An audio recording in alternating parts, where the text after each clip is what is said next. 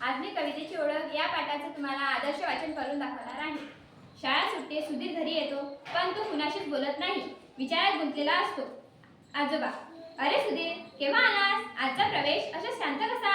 सुधीर: आजोबा, काव्यप्रतिभा वाढवा म्हणजे काय हो? आजोबा: कोणी सांगितले तुला हे? सुधीर: आज शाळेत बाईंनी आम्हाला काव्यप्रतिभा वाढवण्यासाठी तुम्ही केलेले प्रयत्न हा प्रकल्प दिलाय, मला तर ताणच आलाय। आजी: अरे फार सोपं आहे ते, कविता करण्याची, समजून घेण्याची, आपली आकलनशक्ती वाढवणं म्हणजे काव्यप्रतिभा वाढवणं। नमस्कार, मी आराध्या विलेवाड, इयत्ता 6वी। आज आदर्श वाचन अंतिम फेरी यामध्ये मी मला बाजाराला जायचं नाही या पाठाचे सादरीकरण करणार आहे।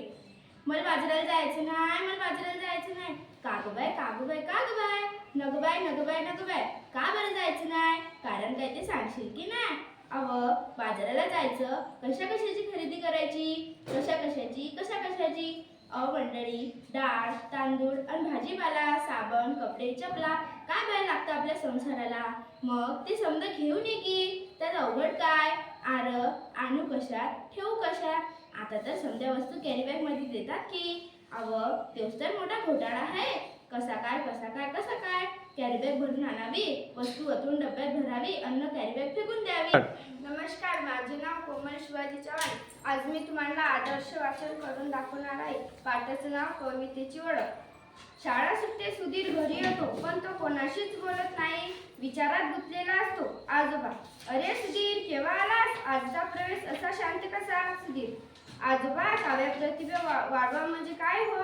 आजोबा: कोणी सांगितलं रे तुला हे? सुधीर: आज शाळेत बाईंनी आम्हाला काव्यप्रतिभा वाढवण्यासाठी तुम्ही केलेले प्रयत्न हा प्रकल्प दिलाय, मला तर ताणच आले। आजी: अरे फार सोपं आहे ते, कविता करण्याची, समजून घेण्याची, आपली आकलनशक्ती वाढवणं म्हणजे काव्यप्रतिभा वाढवणं। ह्यासाठी तू काय प्रयत्न करायचे आहेस हे सांगितले बाईंनी। सुधीर: पण मी हे कसं करू? आजोबा: अरे काळजी नकोस करू, यासाठी आपण सगळेजण मिळून प्रयत्न करू। नमस्कार विद्यार्थी मित्रांनो, माझे नाव असित दिलीप डोंगरे। आज इयत्ता 7वी मध्ये आदर्श वाचन स्पर्धेची अंतिम फेरी आयोजित करण्यात आली। यामध्ये मी कवितेची ओळख या पाठाचं आदर्श वाचन करून दाखवणार आहे। या पाठाचे लेखक आहेत शारदा दराडे। आजी दिवा लावते व मोठ्याने शुभ करोती म्हणते। आजी: घरामध्ये लावते, सांज वाद भाजी करते, आता कांद्याची पात। आजोबा म्हणतात: आता म्हाताऱ्याचा वाटतो वाद, नको भाजी करू तू कांद्याची पात। आजी म्हणते: कधीतरी कशाला म्हणतील का हो, मी सांगितलेल्या भाजीला नेहमीच येतात को? सुधीर म्हणतो: ए माझी सुपर आजी, तुला आवडेल तिखट भाजी।